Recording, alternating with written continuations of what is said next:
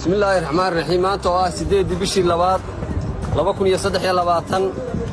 أنا مدنياش يقولها الدجان كدق مدى الأسعانود وكنت تاجن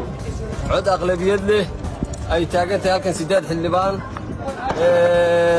أنا نقول لنا قوان قولي وحنو عدينا إن ما أنتِ صدحات للدقينا يوم مقالة الأسعانود وحنو عدينا إن لا دقينا يوم قوبه عافماتك وحنو عدينا إن لا دقينا يوم مساجدي وحنو عدينا إن لا دقينا يوم كلمه شيدالك وحنو عدينا إن لا دقينا يوم قوليه دك شعب دايالين هل كان أي متاجن وعسبتالك ويناي مقالة الأسعانود شليتو مدفع باكو دعي وحكو وحيلو بيهوي أموله مساجدي باساكا قبنية وحنو عدينا إن بيش عالمك ورقبليد كإيجد جامعة عربتا قرمة مدوبي عيد كاستا أو دمير بن آدتني باي كجرتو إن إيسان لاسعانود كدقالمين أرقج حسو يا سومالي لان إن إيسان لاسعانود كدقالمين بولان يا سومالي لان إن إيسان لاسعانود كدقالمين فدرال يا سومالي لان إن دقالك لاسعانود كصعدا وودحيو شعبكي غير لاسعانود iyo ciidamadii Soomaaliland oo ka amar qaadanaya Muuse Biixi Cabdi waxaan leeyahay caalamka waxaan u cadeynayaa inuu adduunka degmada Laascaanood inaan Laascaanood argagixisa ka dagaalamay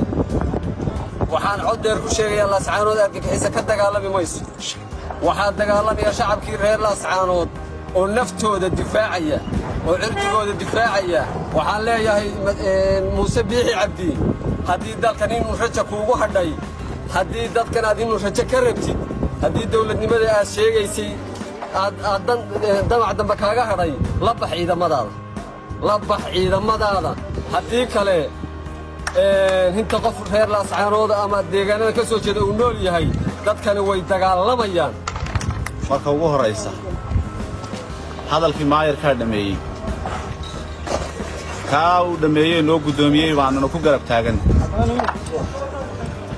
waxaan ku darayaa waxaan arkayay beejadka wasaaradda arrimaha gudaha oo mar walba la soo gelinaya argagixisa ciidanka soo weerartay ama argagixisa Laascaanood joogta horta ma jirto taa hal la qabsado dad shacaba meeshan gadooday fashilka ay dawladdu ku fashilantay inay maarayso dhibaatadii Laascaanood ka dhacday baa waxay ku dartay maanta inay xasuuqdo shacabkii reer Laascaanood waxaan u sheegayaa madaxweynaha Soomaaliland adeer 88 waxaa tiri waxa la duqeeyay Hargeysa waad ka dagaalantaado korneel ciidamada ah banaankaad u baxda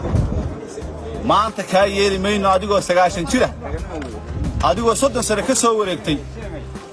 adigoo madaxweynihii Soomaaliland ah inaad tiraahdo Laascaanood baan duqeynaya madaxweynaha Soomaaliland waan xukumaya taasaan leeyahay ka yeeli mayno kaana suuroobi mayso dadkani waa shacab waxa shalay diiday bay diidi karaan maanta inaad xasuuqdo tiraahdo la dhaca BM la dhaca 85 la dhaca do soddon ka yeeli mayno mana suurta galayso annaga dadkanaana doortay kuwana la dareennahay kuwana codkooda na siiyay kuwana wax kuna shacab la xasuuqayo war masaajidkii baa la duqeeyay oo waxa la duqeynaya isbitaalkii baa la duqeynaya oo waxa la biyihii baa la jaray oo waxa la duqeynaya xarumihii maamulka la duqeynaya oo meelaan dagaal ka soconin meel dagaal ka socon la garay laakiin meelaan dagaal ka soconin maxay tahay sababta keenaysa in la dhaco madaafiic 3 maalmood baa la dhacaya oo caruur ku nooshahay oo waayeel ku nool yahay adeer taas waxaanu leenahay halkan argagixisana ma joogto shacabkii reer Laascaanood ee gadooday ee dhibta tirsaday ee xalinta u baahanaa ee xalintii halkii xal laga sugay xabadda isu rogtay ayaa maanta la gumaadaya la duqeynaya taasaan leeyahay talabaad waxaan arkay dawladii hoose yaanu saaxiibada ahayn yaanu isku garabka ahayn shalayto waxaan arkay iyagoo maanta qaaraan ku bixinaya xasuuqa ka socda Laascaanood adeer waxay cadaynaysaa taas waxba umaydaan kordhin ciidanka halkaa joogee nacaybun baad u kordhiseen nacaybun baad u kordhiseen isku raacsannahay haddii meeshan raja ka qabto Soomaaliya hadday raja ka qabto adduunka waa la noolaanaya cidun baa noolaanaysa ciidankeeda kala baxay hana ka joojiso duqeynta magaalada bismillaahi raxmaani raxiim maanta oo ah 8 bishii 2 2023 annagoo ah mudanayaashii golaha deegaanka degmada Laascaanood oo ku taagan cod aqlabiyad leh ay taagantahay halkan 8 xildhibaan aan ku hadlayna go'aan gole waxaanu caddaynaynaa in maalintii saddexaad la duqaynayo magaaladii Laascaanood waxaanu caddaynaynaa in la duqaynayo goobihii caafimaadka waxaanu caddaynaynaa in la duqaynayo masaajidadii waxaanu caddaynaynaa in la duqaynayo kaalmihii shidaalka waxaanu caddaynaynaa in la duqaynayo guryihii dadka shacabka ay yaalleen halkan aynu taaganayn waa isbitaalkii weynaa ee magaalada Laascaanood shalayto madfac baa ku dhacay waxaa ku waxyeeloobay hooyo umula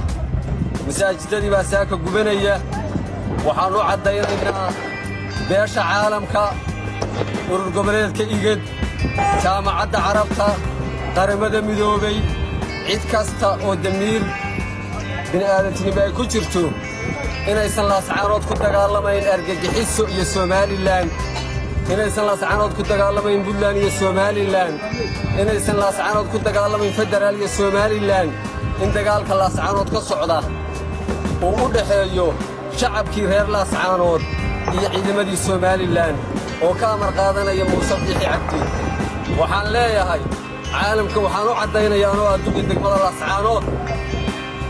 inaan Laascaanood argagixiso ka dagaalamayn waxaan cod dheer ku sheegayaa Laascaanood argagixiso ka dagaalami mayso waxaa dagaalamaya shacabkii reer Laascaanood oo naftooda difaacaya oo cirdigooda difaacaya waxaan leeyahay Muuse Biixi Cabdi haddii dalkan inuu raja kuugu hadhay haddii dadkan aad inuu rajo ka rabtid haddii dawladnimada aad sheegaysay aad damac dambe kaaga hadhay la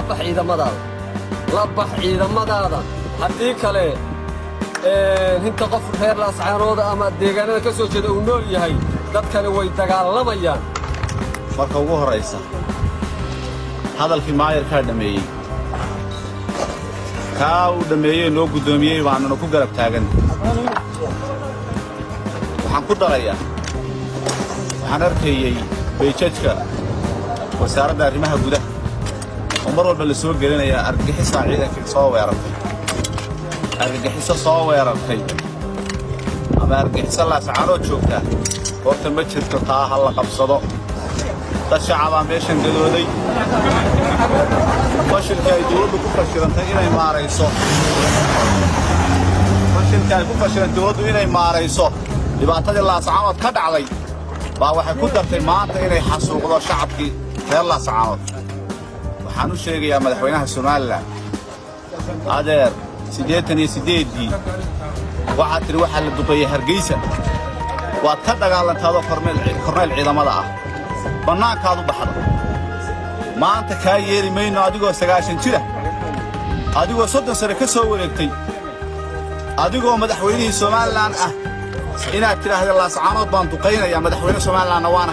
waan xukumaya taasaan leeyahay kaa yeeli mayno kaana suuroobi mayso dadkani waa shacab waxaa shalay diiday bay diidi karaan maanta inaad xasuuqdo tiraahdo la dhaca BM la dhaca 85 la dhaca do soddon kaa yeeli mayno mana suurtagelayso annaga dadkanaana doortay kuwanaan la dareennahay kuwanaa codkooda na siiyey kuwanaa wax ku nahay shacab la xasuuqayo war masaajidkii baa la duqeeyey oo waxaa la duqaynayaa cisbitaalkii baa la duqaynayaa oo waxaa la biyihii baa la jaray oo waxaa la duqaynayaa xarumihii maamulkaa la duqaynayaa oo meelaan dagaal ka soconin meel dagaal ka socon la geray laakiin meelaan dagaal ka soconin maxay tahay sababta keenaysa in lala dhaco madaafiic 3 maalmood baa lala dhacaya oo carruur ku nooshahay oo waayeel ku nool yahay adeer taas waxaanu leenahay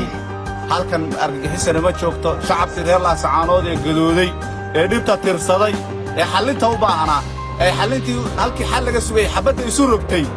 ayaa maanta la gumaadaya la duqaynaya taasaan leeyahay talabaad waxaan arkay dawladii hoose yaanu saaxiibada ahayn yaanu isku garabka ahayn shalayto waxaan arkay iyagoo maanta qaadhaan ku bixinaya xasuuqa ka socda Laascaanood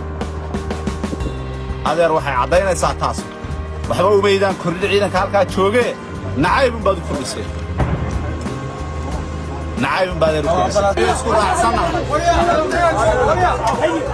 هذه ماشي فتشة كقبت سومالي هذه فتشة كقبت هدوك هو الله نورانا يعيدون بان نورانس عيدا كذا كلام بحر هنك تشوف صدقين تاي بقال